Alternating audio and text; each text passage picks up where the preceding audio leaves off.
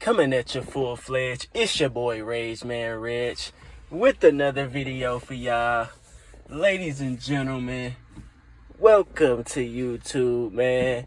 Coming straight in, hit that like button, comment at the beginning, middle, and ending of the video, share for others to see, subscribe if you're new, hit that notification bell so you can be notified every time I drop. And if there's a particular topic you want me to speak on, hit that link in the pinned comment section below and donate to the Regg Man. So, let's get straight into it, you feel me? Now, as of last night, I am recording this Saturday morning. As of last night, the first round is officially over. And because of that, I wanted to get full context on the playoffs, you know what I'm saying, so I can make this video. So, we're going to talk about, in this video, we're going to talk about the first team, the first series to end, which was the second seeded Boston Celtics advancing to the conference semifinals in a sweeping effort against the 7th seeded Brooklyn Nets. Now the final score, we just gonna talk about the last game. We just gonna cover the last game. We're gonna cover the last game in this video, but we're gonna talk about the whole series. Now the final score of this game was 116 to 112. As this game, out of all four, was definitely the most competitive by far. Let's give a little quick recap. 29 points from Jason Tatum. He was 9 for 16 from the field, 4 for 6 from the three-point line. Around, I'll say 2.5 minutes left to go, he was fouled out, which was, at that time, that was crucial. They could have lost. It could have been pushed to 5, but luckily for them, it wasn't. Again, leading scorer of this series, MVP of the series, Jason Tatum. Jaylen Brown was everywhere on the court as always with 22 points. I think he had like 5 or 6 boards and like 4 assists. He two-way scoring, doing his thing. Another great performance from the newly crowned Defensive Player of the Year. You feel me? Marcus Smart, 20 points, 11 assists. I think he had like 6 boards too. He just proved, man. He just proved in this series, this season. Let me give credit to him, man. Let me give credit, because he proved this season that he was what the Celtics needed all along. They tried with Kyrie, they tried with Kemba Walker, and they had similar issues, different and similar issues between the 2 point guards. The two similar was, injuries and size on defense. Injuries and size on defense. That was always their problem with them two as point guards. Now, I think Marcus Smart is 6 feet, but again, he's a Defensive Player of the Year. The first guard to do it since Gary Payton in 1996, 26 years ago. Yeah, he brings defense, defensive ability, and scoring ability with 20 points, as you see. I don't know what's his PPG for this year, but yeah, he's not a volume shooter like Kemba Walker. And as we've seen in this series with Kyrie, if you set a defense on him, like a planned defense on him, he could be stopped. Yeah. Now, we're going to move on from the stats. That was the winners. We just covering the winners stat-wise.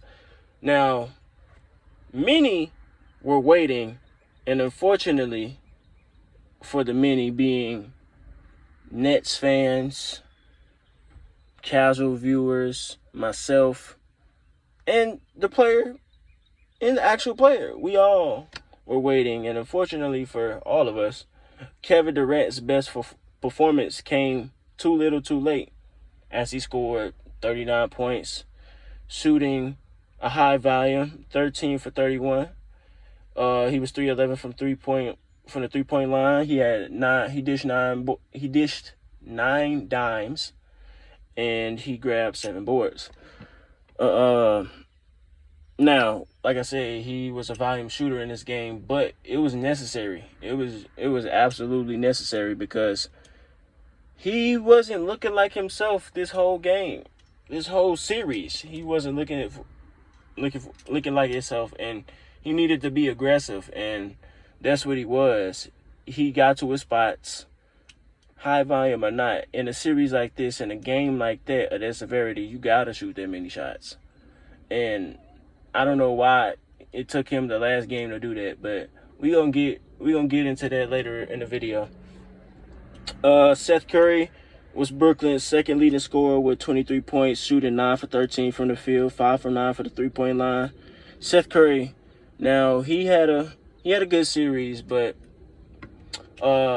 shouts out to y'all go check out his subscribe to his channel and check out his recap on the Brooklyn Nets Boston Celtics series. Dime Drop podcast, you feel me? Shouts out to Dime Drop podcast. I'm gonna drop that his channel and that video in the description below, and where he talked about, and I agree with this, that the backcourt of Irving and Curry is just too small on defense.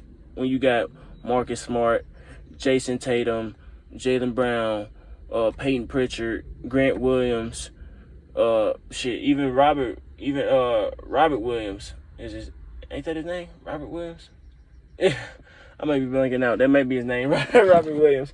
But yeah, when you got those guys, man, you need size, and he scored, but the Celtics were still getting stops.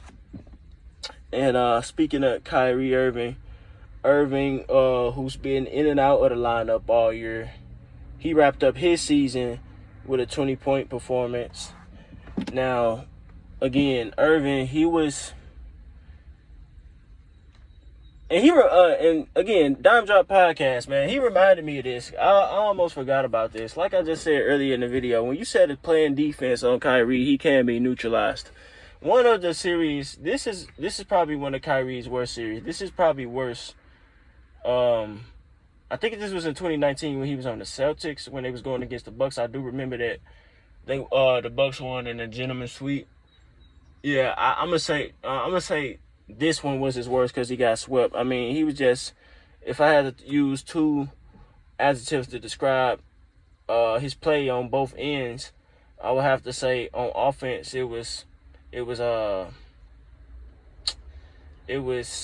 well, I would say on defense it was disengaged, and I would say on offense it was just like not aggressive at all. Like, he wasn't aggressive at all. Like, I think in none of these games he shot over 20 times.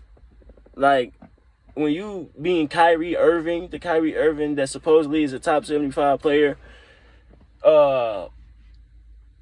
and alongside Kevin Durant, and in games like these, when it's coming down to the wire, because I don't think none of these games was like blowouts. All these games came down to the wire, and they still losing. Like, KD got to take at least 30 shots. That may be too much, but he got to average at least over 20 shots, 20 to 25 shots a game. Both of them got to average at least 20 to 25 shots a game in a series like this, as competitive as it could have been. Feel me? Like, that's just ridiculous from Kyrie Irving. But let's move forward. This game, it was close. And at a point in the fourth quarter, Durant, Irving, and Goran Dragic, they led the charge in an almost comeback, bringing Brooklyn as close as 109 to 108. But nonetheless, Boston claimed the series in 4 after losing to Brooklyn in a gentleman's sweep last postseason, which is pretty serendipitous, which is cool for them, That is actually a record. That's a record for them. out of the past 3 or 4 years, the Celtics have swept their opponent in the first round. They swept Indiana and I know they swept Indiana one of those years. They swept the Sixers in the bubble. They swept Indiana either in 2018 or 2019. They swept the Sixers in the bubble, and they just swept the Nets. So in the past 3 times out of the past 4 years, the Celtics have swept their first round opponents in the postseason, which is impressive. Give the credit to the Celtics, man. We got to. Now, many team defenses have been stifling towards players this offseason. And I gotta commend. I love the defense that's being played in this postseason, bro. And it's so different. It's so different. Like, I'm gonna just give y'all examples. We got the Miami Heat defense on Trae Young, where you got Tyler Hero guarding Trae Young, then Jimmy Butler guarding Trae Young, then PJ Tucker guarding Trae Young, then Bam Adebayo guarding Trae Young, then Victor Oladipo guarding Trae Young. Straight neutralized them. Trae Young, overrated. You got the Bucks defense on Zach LaVine. I gotta make up a nickname for him. Zach McQueen. You know, Zach LaQueen, you know. Zach LaQueen, you feel me? On you got the Bucks' defense on Zach LaQueen and DeMar DeRozan. You feel me? Middleton, damn, I'm blanking out on his name. Oh, shit. I don't want to say the white boy. Grayson Allen. Is that his name? Grayson Allen, yeah. Grayson Allen. Drew Holiday, those guys. You got the Raptors is at what could have almost been a 3-0 comeback, but it was ended in 6. You had the Raptors' defense on James Harden for a little minute. And Golden State's defense on Nikola Jokic, albeit that Jokic was still putting up numbers, they were making him work extremely hard if you paid attention and watched the series. But the 2 main series I've been paying attention to were obviously Phoenix and New Orleans and this Brooklyn and Boston series. And Boston's, out of all those team defenses, Boston's has been the most impressive, no doubt. There was a stat in Game 4 that stuck out to me in this series. No, not in Game 4. There was a stat in this series that stuck out to me, and it was in Game 3, where the Celtics had a total of 13 steals and 14 turnovers. Now, just to emphasize the potency of their defense, let's just subtract the turnovers committed by the amount of turnovers forced. In Boston, if you just subtract that, where you subtract the turnovers committed by the turnovers forced, Boston is +1 in they whole play, offense and defense. That means that outside of one possession, I don't think it was when Jason Tatum got fouled out, though, because I think Brooklyn had the ball. But outside of one possession, Boston got a bucket every possession of the game. That's crazy to think about. That's why stats like that just show why Brooklyn Nets lost. Like, that can't happen, bruh. You gotta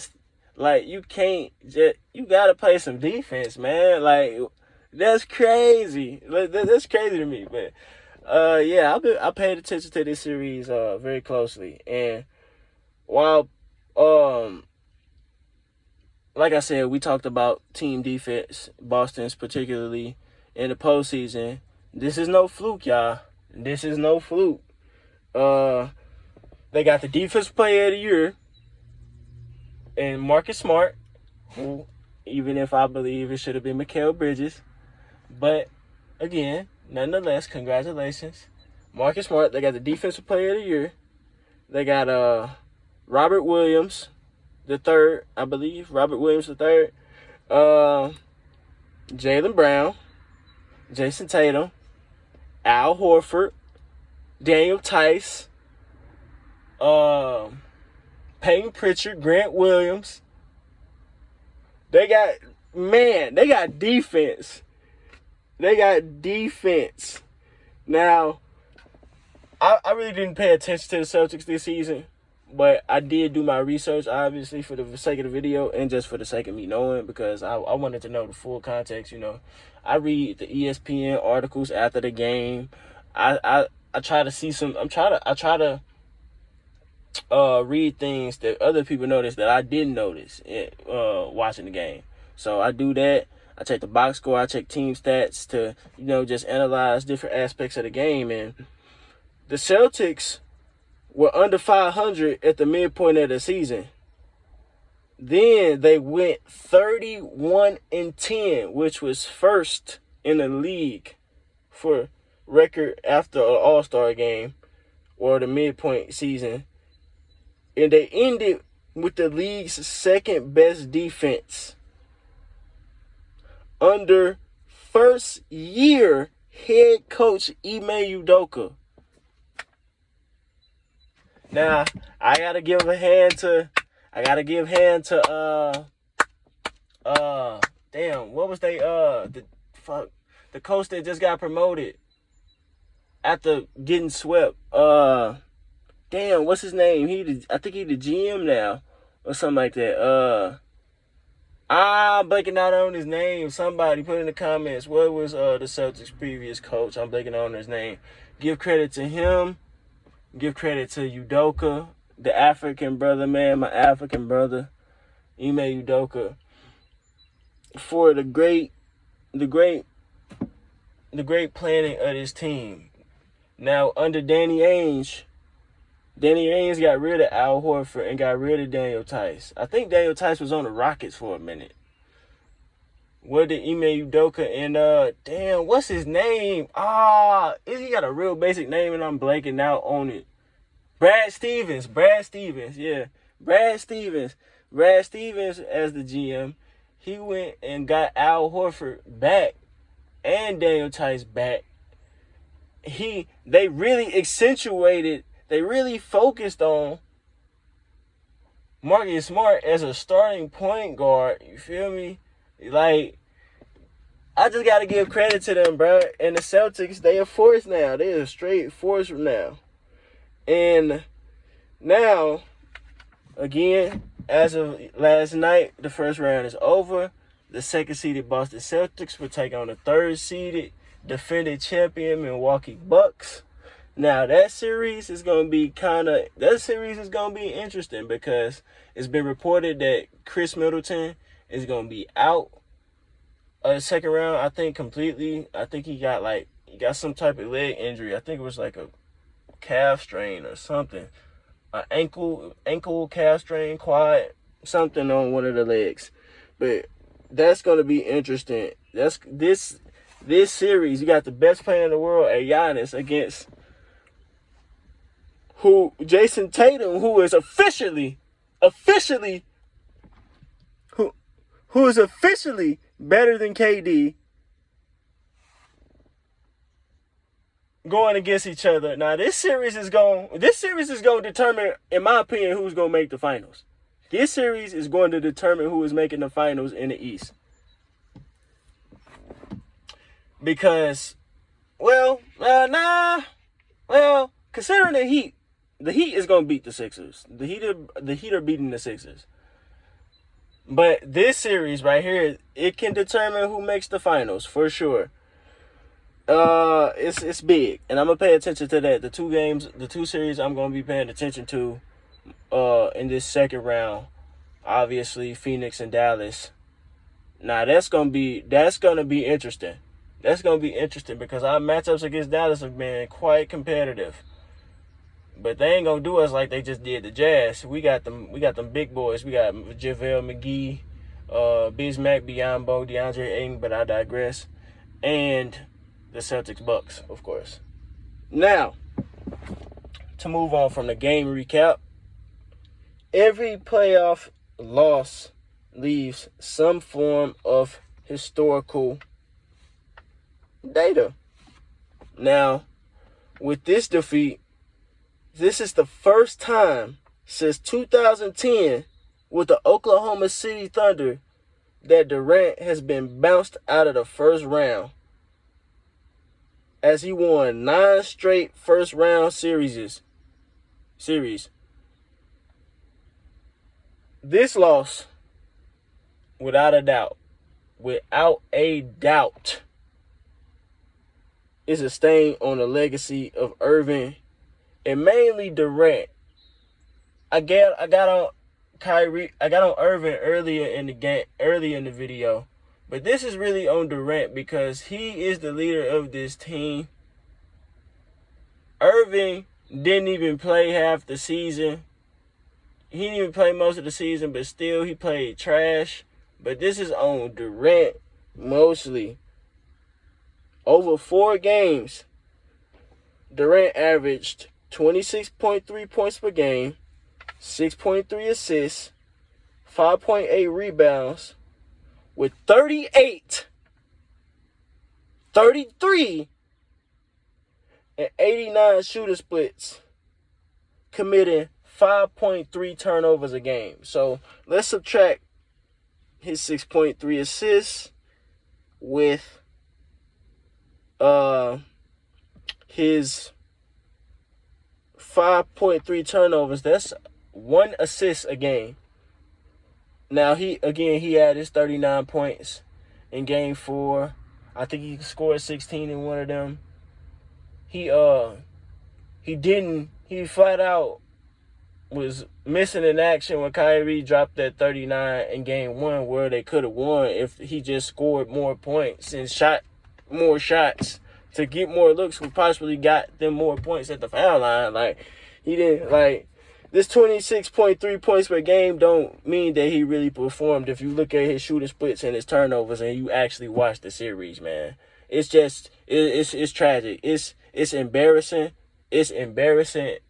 It's embarrassing to the sport of the game. And we got to ask ourselves, when was the last time we've seen a superstar? A superstar. Now, let me remind y'all what a superstar is, in my view and others' view.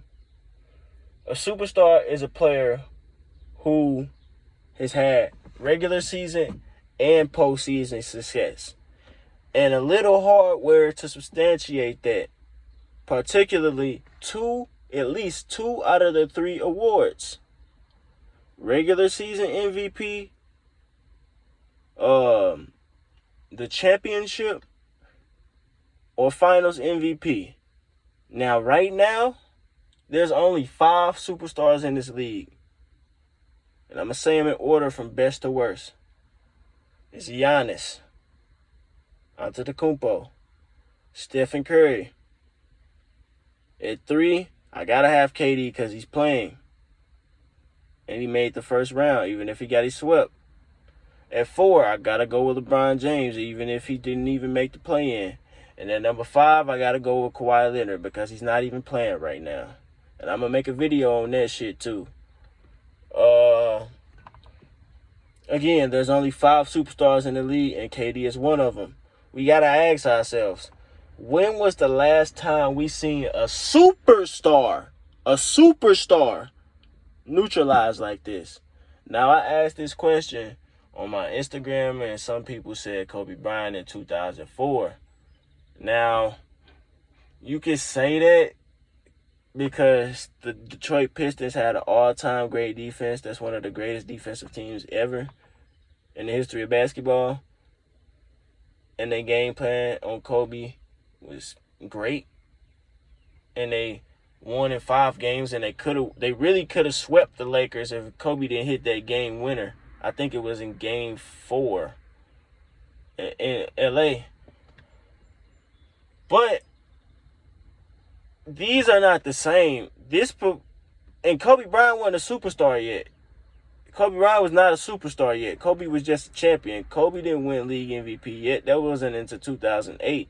And he didn't win a finals MVP yet, which wasn't until 2008. So I don't really consider that, well, in context, that's one of the worst finals. That is, outside of LeBron James in 2011, is one of the worst finals performances by a superstar. But at the time, he wasn't a superstar. And Bryant, he was shooting too much. His percentages was low because he was shooting too much. And again, like I covered in it, it's Levels to It All video, he wasn't about to win a championship again with Shaq as finals MVP, because so he was finna say either I'm gonna shoot all these shots and we're gonna win on my back, or we're not winning at all. So that was the situation in that. KD, he got D'd up and he wasn't shooting enough. And he shot trash when he did shoot. So this might be, I don't know when the last time we seen a superstar neutralized like this. Now, even some people said LeBron in 2011. LeBron wasn't even a superstar yet in 2011. This was LeBron's second finals. His first finals in Miami. He wasn't a superstar yet. He was just a league MVP. He didn't win a championship, nor a finals MVP. LeBron wasn't a superstar into 2012. And again, in hindsight, yeah, you could say that was one of the worst performances of a superstar, but at the time he wasn't a superstar. Kevin Durant is already a champion, a two-time champion, back-to-back finals MVP. All these accomplishments.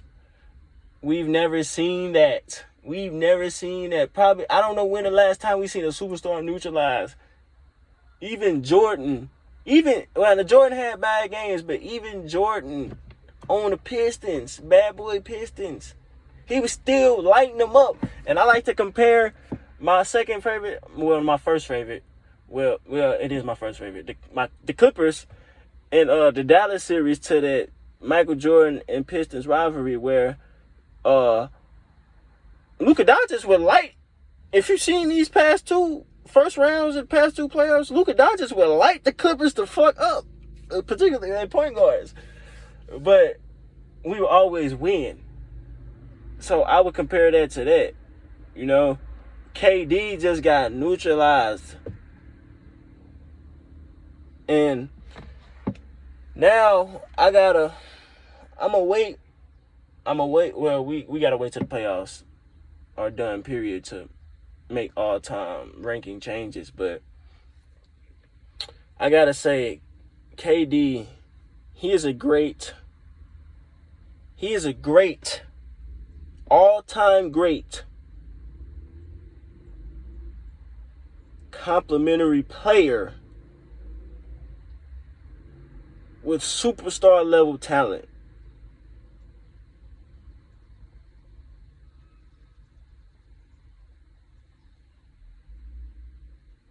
Again, Durant is an all-time great complimentary player with superstar talent. Now, shouts out to Chronicles, my boy Chronicles of Judah, man, because he made this same statement in regards to Kareem Abdul-Jabbar, and I can see that. I somewhat agree with him on that, because he didn't win anything without an all-time great point guard in either Oscar Robertson or Magic Johnson. But at the same time, though, you gotta look. He was an MVP. He was a league MVP. He was a league. Yeah, you can say that. You can say he's the greatest complimentary player of all time. That's another label you can put on Kareem Abdul-Jabbar. That's why he at least top 3. He did everything he did. Retired arguably the greatest player in basketball, period, not just the NBA and in the NBA. And he prioritized winning. That's the difference between KD and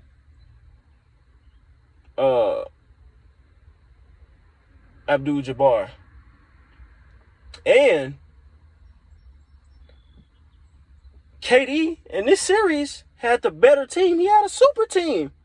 And other basketball YouTube content creators one of them asked, I commented on this video, he said, does Jason Tatum deserve to be labeled as better than Kevin Durant in this series? I said yes because the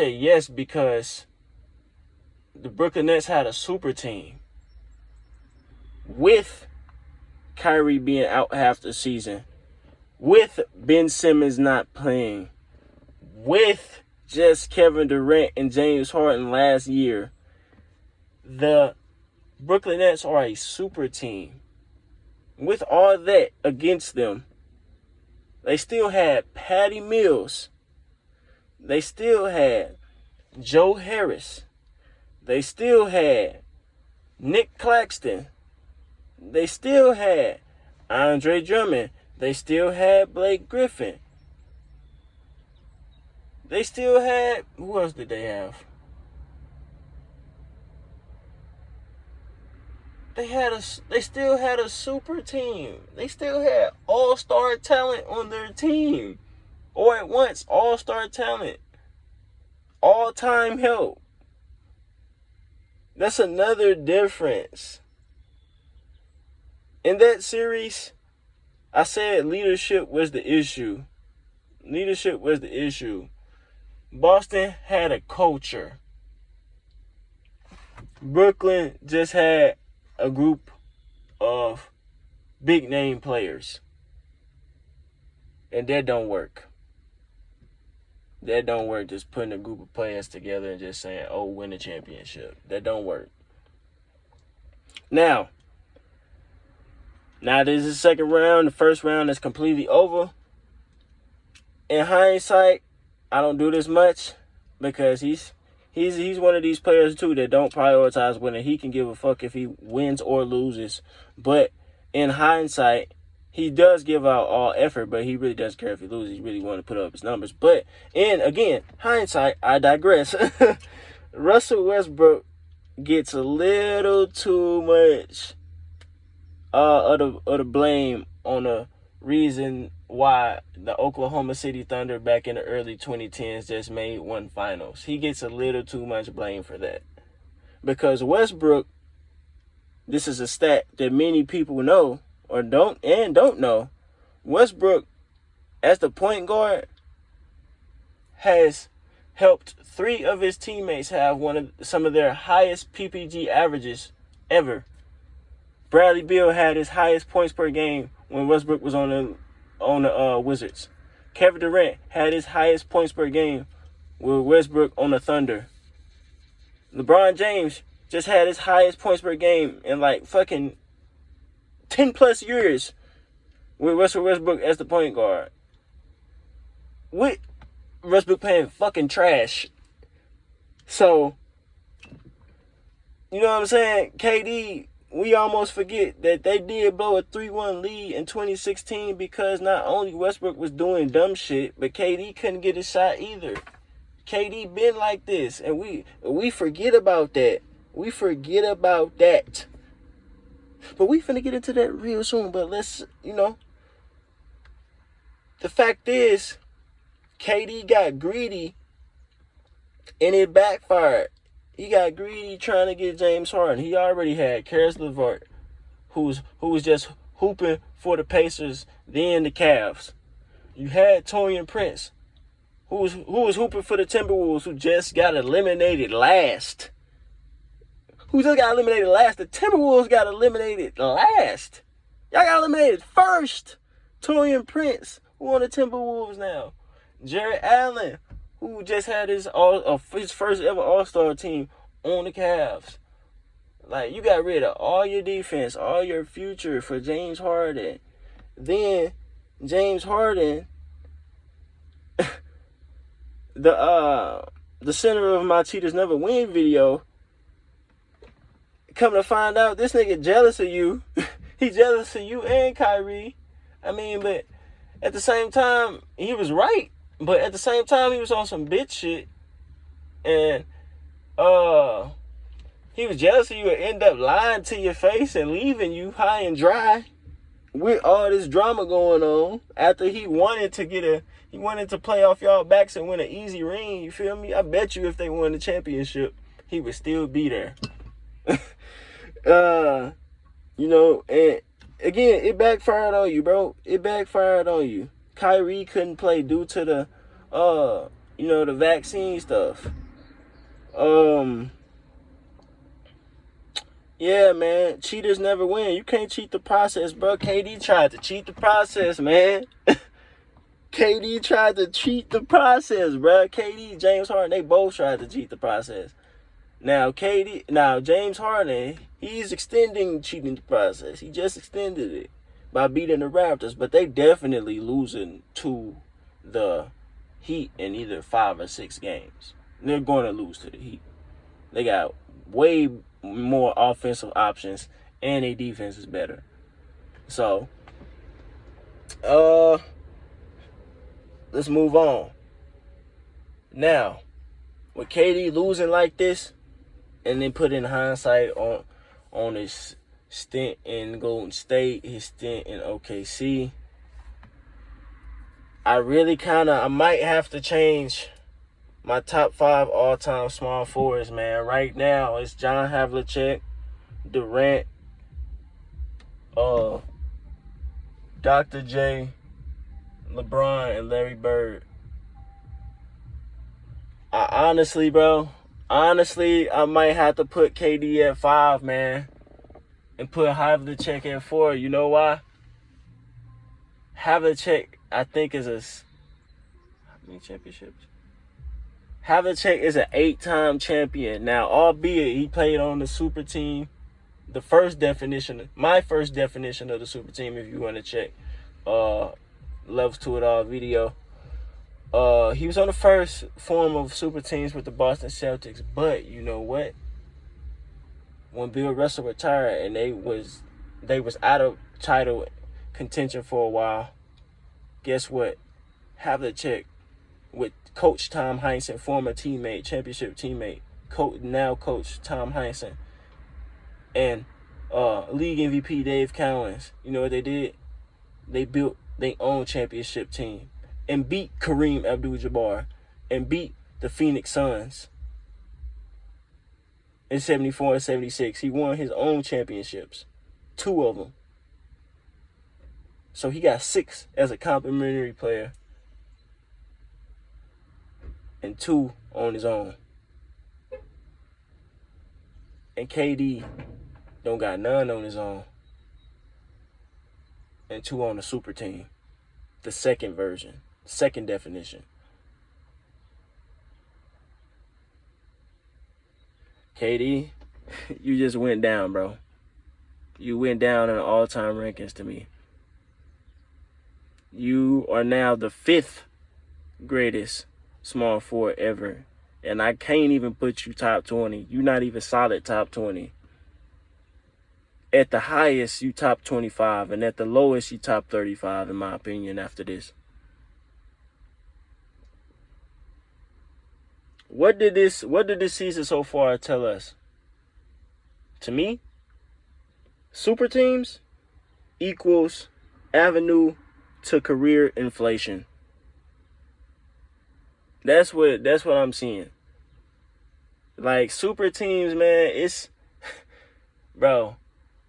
I saw this stat just like yesterday that without Golden State, Kevin Durant, without his stint in Golden State, Kevin Durant will have a similar career. I mean, well, obviously it's very stark differences, but when just comparing accolades, they would be a 4-time champ. 4-time scoring champion, league MVP, 1 finals appearance. Like, just think about that. Now, obviously, Kevin Durant, I think, would have still, with no championship, still would have been retired a better player than Allen Iverson. Let's get that. Matter of fact, I ain't even finna say that because intangibles, and the fact that Allen Iverson never had that the type of help that he did. He never had a Westbrook. He never had a Serge Ibaka. He did have Dikembe Mutombo. He never had a James Harden. He never had a Klay Thompson, a Steph Curry, a Draymond Green, a Kyrie Irving, a Blake Griffin. He never had none of those guys. So, yeah, I can't even say that.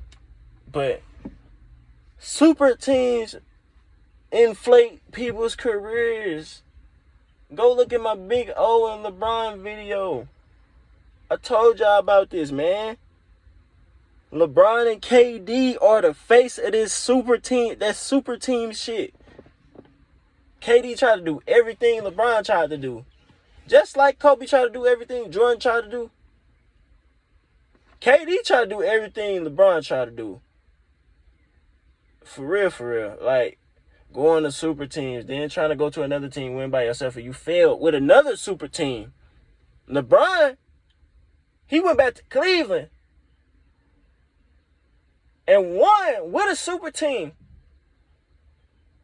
Now, this is why LeBron's still top 15. Even if he just got bounced out of the top 10, he's still top 15. You know why? Any LeBron team, well, you can't even say this. Well, most of LeBron teams, that's a guaranteed 50 wins. It's a guaranteed 50 wins and a trip to the finals. Most of his seasons, many of his seasons. The disparity between LeBron James and Kevin Durant is large. LeBron James is the second greatest. Kevin Durant is the fifth. And the disparity is large. And LeBron, I ain't giving him too much credit either because that nigga overrated too. But still, when it's the comparison between them two, I've never said, outside of the 2 years that KD beat him in his own house and shot those back-to-back threes in the finals, outside of those 2 years, but all time, I've never said Kevin Durant was better than LeBron James. I never said that. Ever. There's some people that have, but I never said that. Kyrie and KD are their own worst enemies, man. Kyrie, he just confused, man. He in that Babylonian comedic mystery school bullshit, and it's rubbing off on KD. That's why I be wearing that 7 shit on his head, that 7 and all black. If y'all know what I'm talking about, y'all know what I'm talking about. I'm just leave it at that. But KD, he's still hella insecure. He don't know himself. Even after Golden State, where he should have stayed, but he let the media and Draymond push him out. If I was KD, I would have got Draymond fuck out of there. Well, he let him call him a bitch to his face, you feel me? Like, he still hasn't found himself. I think he regret going to Golden State. Like, accept that shit, bro. Like, that's the difference between him and LeBron. LeBron, accept that shit. LeBron, that nigga tyrannical with that shit. He don't give a fuck. He abuses that shit. He's a legit GM. Kevin Durant, accept that you played on a fucking super team, dude. The 2017 Golden State Warriors team, that's a top 10 team, and guess what? You was the finals MVP of it. I would embrace it, bro. Like, he just insecure, and he a social media warrior. Shouts out to LDBC member, Ticket TV, man, and the stream that you the live stream that you did for like two some hours. I checked it out. I couldn't join. I've been busy, life, you feel me? But yeah, man, he mentioned that shit. Like, bruh, like, what? It's crazy, man. Both have talent of alphas. But Kyrie, he should be in an individual sport like fucking tennis or boxing or track, fucking NASCAR, shit. He should be in an individual sport because there's too many outside distractions that, are detrimental to his team. And KD, man, this is a message to y'all, man. Accept y'all, own your actions, right or wrong, bro. Own that shit. Be accountable for it. Know what you did, either good or bad, bro. Either remember, And God control both the good and bad, bro. So it's something to learn in both good and bad things, man. And accept that shit, bro. Because you going to end up like KD. You got everything in the world and you still looking. You don't want to be that person, bro. You don't want to be that person. I sometimes have been that person, and I don't want to be that person. You know, what all glitters is not gold, bro. It's not. Steve Nash, you gotta fucking go, bro. Steve Nash, you gotta go, bro. Steve Nash, you gotta go, bro. Steve Nash, an inexperienced coach. He's never been an assistant coach. All-time great point guard. Top 15 all-time great point guard. No coaching. He was a skills coach for the Warriors back in their championship years. That's it. Amore Stoudemire, not a champion. Mike D'Antoni, good but not great coach. No, not a time champion. No defense. All this offense shit. Like, bruh, you gotta go. Steve Nash, you got outcoached by a first-year player. Well, yeah, by a first-time head coach, a first-year head coach. You got outcoached. This is your second year. Second year for you. But you are a player. But Udoka is under that Greg Popovich tree, though. So, yeah. And you got fucking D'Antoni. Yeah, y'all was going to lose anyway, man.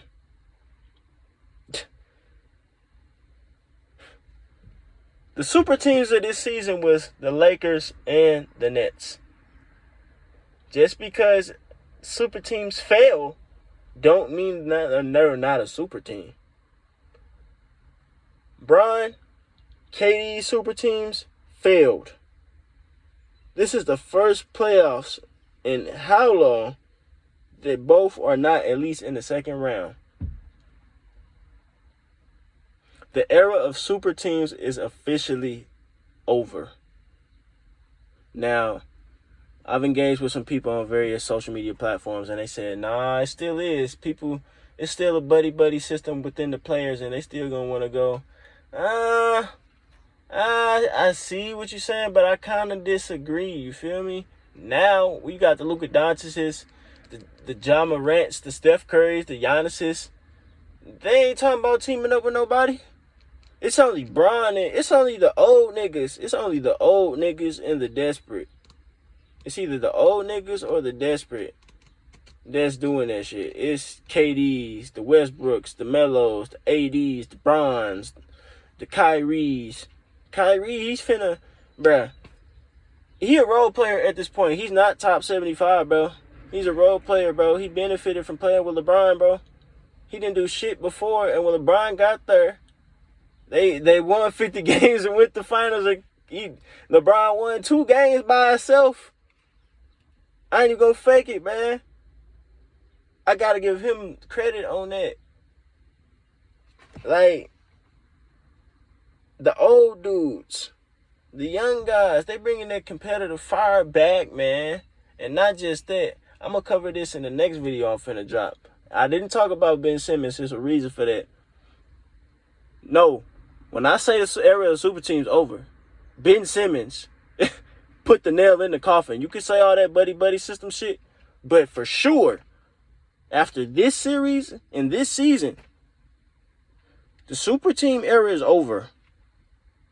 All that buddy-buddy system shit gonna stop. That shit finna get weeded out by the next generation of players. So, it's over. But be looking out for that next video. And Ben Simmons will be one of the main topics of it. But again, thank you all for watching the video, man. That's it. You know, questions, comments, concerns. Again, leave it in the comment section. Hit that like button. Subscribe if you're new. Hit that notification bell so you can be notified every time I drop.